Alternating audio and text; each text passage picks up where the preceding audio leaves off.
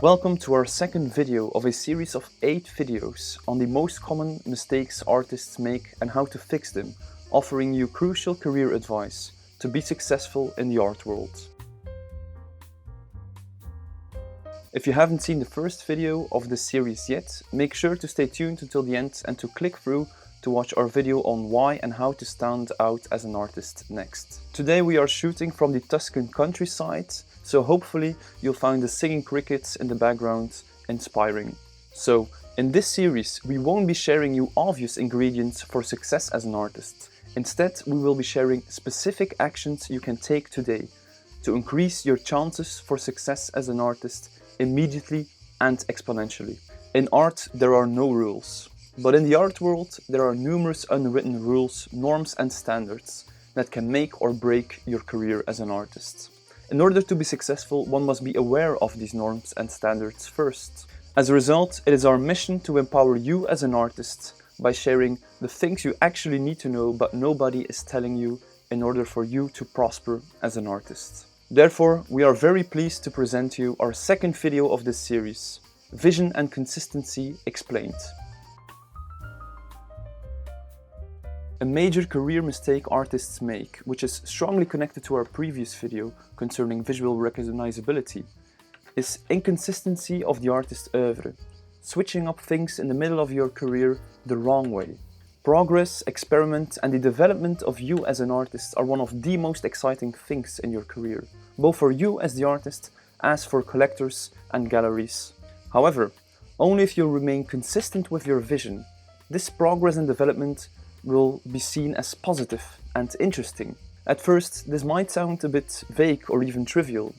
However, please allow me to explain how this could even result in permanent damage when it comes to your career, if you develop without the necessary consistency and continuity.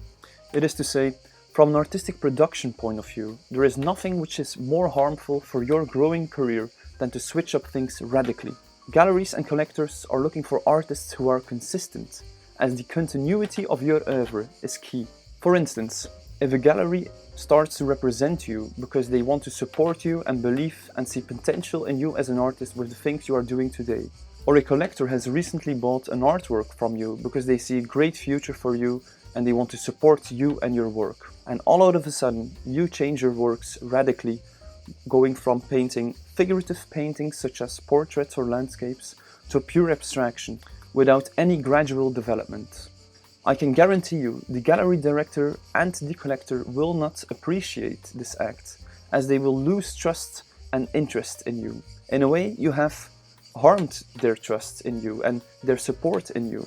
The gallery owner and the collector were supporting you for the things you were doing, and all of a sudden it seems as if they had bought or are representing an entirely different artist from one day until the next.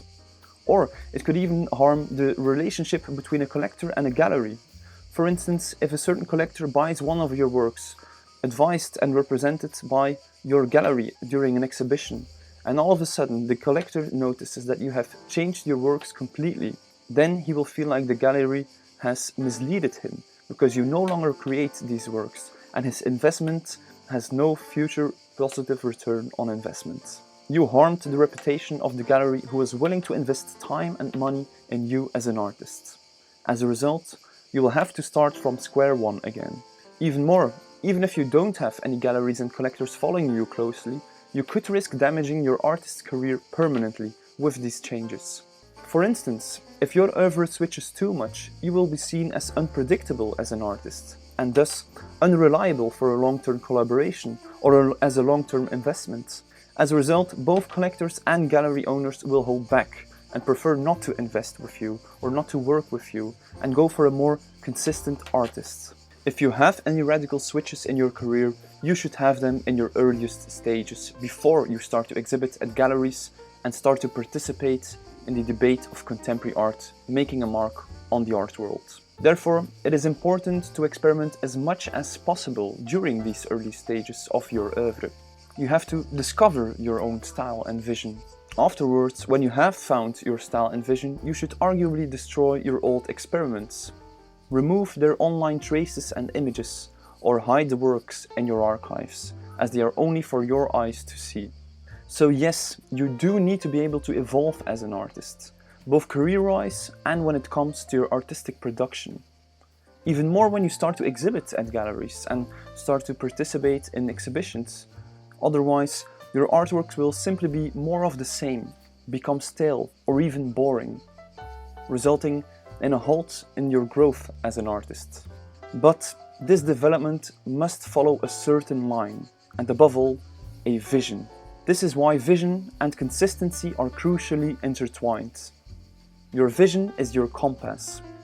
Doing so, it is possible for you to start practicing a different technique or medium, or to have a change in your style when it comes to your overall visual language, as long as it is in line with your vision and artist statement. Think of Rinus van der Velde's switch from black and white charcoal drawings to full-scale installations and videos.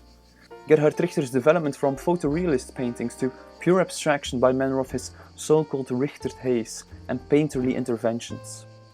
Or what about artists such as Maurizio Cattelan or Ryan Gander, who are openly artists without any style, but create a compelling and consistent oeuvre by manner of their technique and recognizable vision and approach as an artist.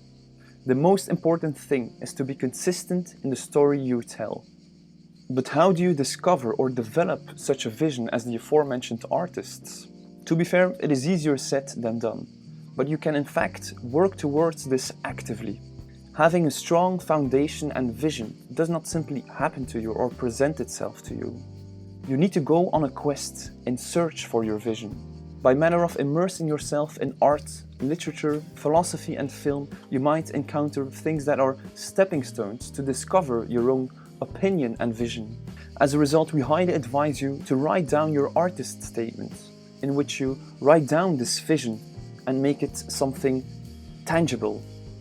Reevaluate it every year as your works continue to progress, and use it as your compass. Write down the things you believe are important and create a foundation for your artistic practice. This might seem to be a formality or a useless task which is very time-consuming, but in reality it is a very useful exercise as an artist. It connects your practice with your vision. It sets out why your work is relevant today in the art world. It is your philosophy, and it enables you to create this necessary continuity throughout your oeuvre.